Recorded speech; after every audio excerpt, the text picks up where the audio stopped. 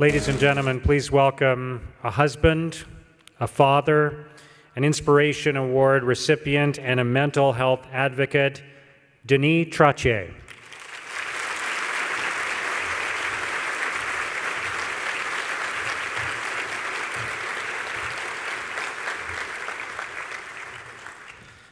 Good morning, everyone. The team doesn't know yet, but I thought I'd change the topic up. We'll talk about year-end tax planning, because it's a subject that I'm much more comfortable about. In my 27-year career, this is by far the toughest thing I've ever had to do, so if I screw it up along the way, I apologize up front. My name is Denis Trottier. It's kind of cool to be the new Alfie. Seriously, I really don't know why I'm up here today. My story isn't Oscar Award worthy. It doesn't have a lot of drama, heroics, or razzle-dazzle. My life certainly won't be made into any Hollywood film. But here's the thing. My story could be your story. It's that simple, and it's that complicated.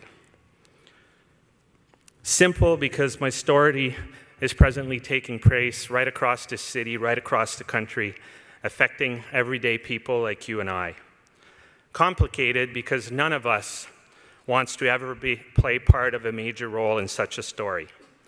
Sitting in your seats for the last 3 years, I never dreamed that I would be the guest speaker for this event. I'm here with the hope of helping one more person suffering in silence. We all know that 1 in 5 people will have mental illness. With such huge odds, that means that all of you will be affected directly or indirectly. And I suspect that many of you have already been affected in some way. I certainly was, and this is my story. Like you, I'm just an ordinary person living an ordinary life. I'm 50 years old, married to my university sweetheart, Yolande. I have 2 great kids, Vincent, who's 22, and my daughter, Nedzine, who's 19. In terms of my career, you could say that I've made it. I'm a partner for KPMG Enterprise here in Ottawa, heading up our private company practice. Just an ordinary man, except I'm the one in those 1 in 5 that got depression. My road to recovery has been long and torturous. It hasn't been easy for myself and my family. And back when depression first hit, I certainly would not have the guts to stand up here and share my story. Back then, all I knew was fear, embarrassment, shame. I didn't know anything about depression. I thought only crazy people had mental health issues. When depression struck, it seemed to come out of the blue. I really didn't know what was happening.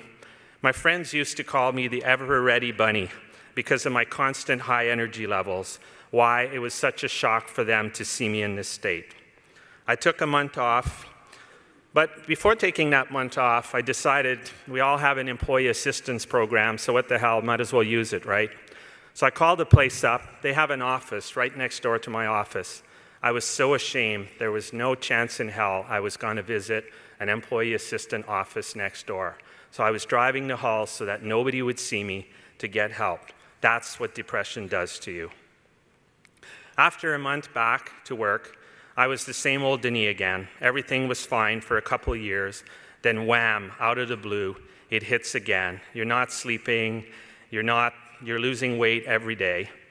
I went to my family doctor, and it's that time that he basically decided I had depression. Oh my God, me, I have depression. How can that be?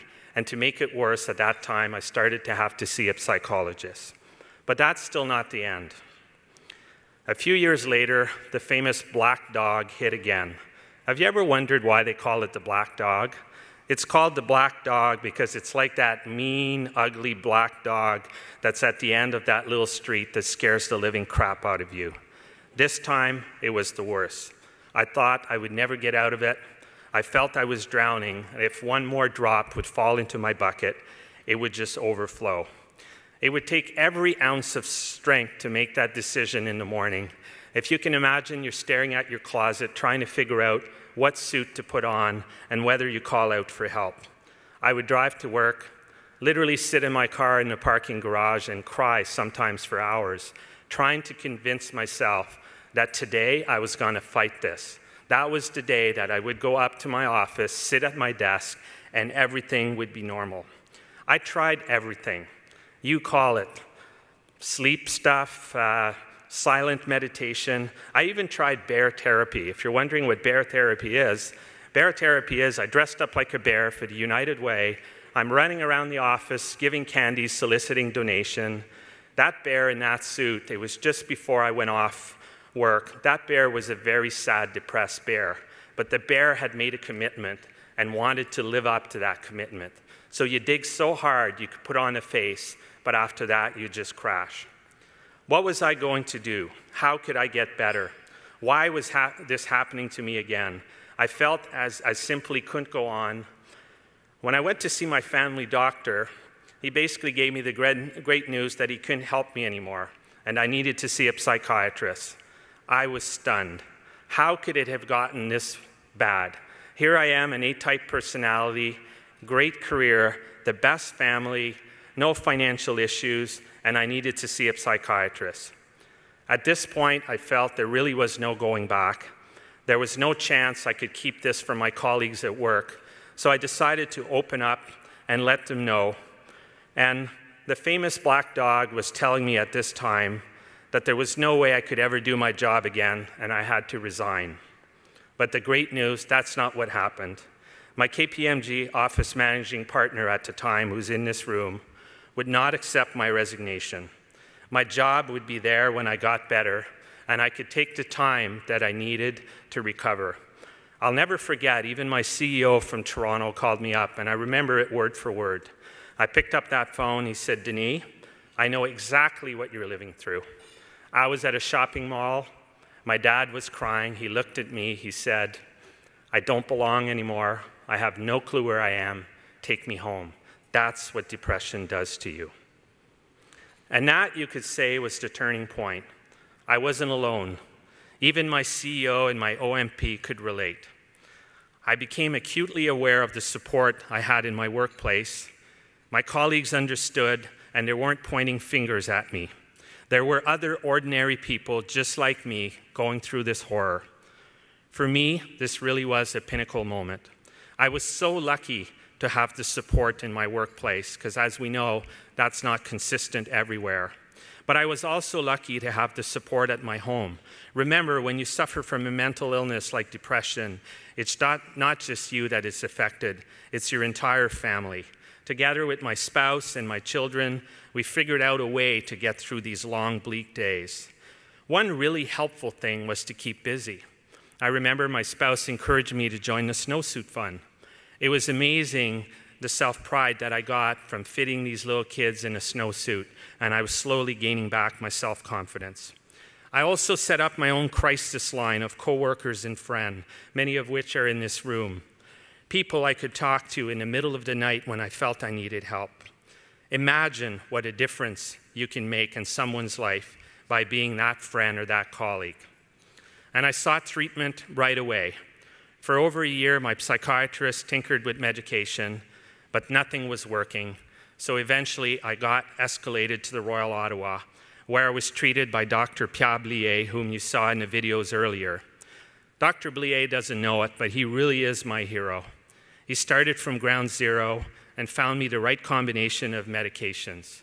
He emptied my overflowing bucket of water, and for 6 years now, it has remained empty, and those have been the best 6 years of my life. He gave me back to me and my family and my colleagues at work. I know, though, that I will have to deal with my mental illness for the rest of my life. And now I know that people from all walks of life can get depression. It could be because of genetics, or it could be situational, but that doesn't matter. What does matter is that depression can affect anyone. You, a daughter, an uncle, a close friend, a work colleague can suffer from depression at any time. And that's why I'm up here today with the hope that someday people will be standing around the water cooler talking about depression just like we talk about cancer. And I do get a lot of hope. Yesterday I was at a university doing some recruiting. I had a young person I was interviewing in the middle of the interview tell me and share with me that last year she suffered from depression. She had no shame. She sought treatment. That really gave me a lot of hope that all the wonderful things that every one of us are contributing to are really helping to change this community. There is no shame or stigma if you have depression, and you are not broken. I know that now. I also know that there is hope for everyone who suffers from depression. We've come such a long way, and the yardstick keeps moving every day. Think about the concept of having a mental health expert in the workplace. Somebody with additional training that you could reach out to, be it to get a brochure or just get a self-help number. We have first aid experts and CPR experts in the workplace. Think about it. When's the last time you gave out a Band-Aid at work? So things are changing. Friends, it's been 6 years for me that I've had a last depression episode, and those last 6 years have been the best. I'm not a soldier dealing with post-traumatic stress disorder. I'm not a person dealing with an addiction or sleeping on the park bench. I'm simply Denis Trottier, just an ordinary person like yourself sitting in these seats. Please use this story to help a friend who is suffering in silence. Now you know who I am. Thank you for listening. Are you with me?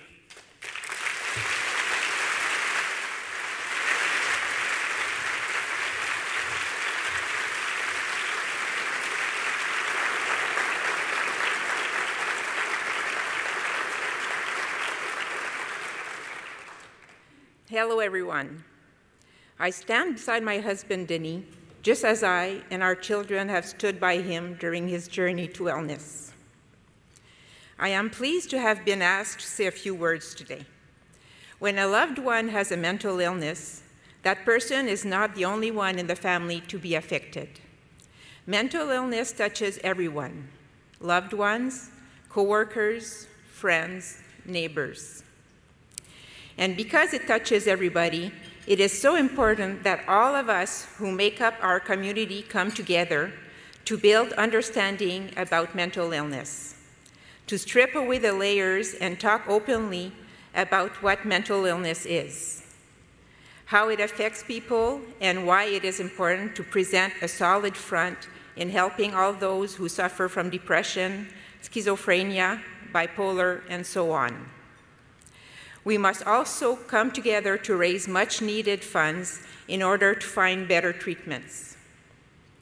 When I was growing up in Northern Ontario, there was a psychiatric hospital nearby. We all called it l'Hôpital des Fous, which means the hospital for crazy people. Until mental illness hit my family, this is all I knew about mental illness. But I know my husband is not crazy. Our children know that their dad is not crazy. And the people at KPMG know Denis is not crazy. We saw Denis through his darkest years, when his bucket was overflowing. It may be impossible for you to imagine as a wife watching your husband suffer so tragically, crying throughout the day, not able to get out of bed, not able to be a fully engaged parent to our children, not recognizing him or knowing what was going on or when it would end. It was like being married to a different person. Thank goodness we have seen the possibilities that exist for everyone, thanks to the research and treatment being offered at the Royal. I really want everyone in this room to leave knowing that there is hope for those living with mental illness. Denis is proof of this. And by telling our story, I hope that if you or someone you know can find the courage to seek help, this will be a good day. Because no one should go through this alone. Please support the Royal today. They saved my husband's life, and they might save yours. Now you know who we are. Are you with us? Thank you.